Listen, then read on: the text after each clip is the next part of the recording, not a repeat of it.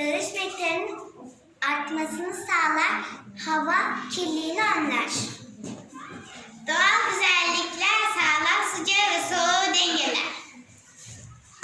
Toprağı kökleri ile tutarak erozyonu engeller.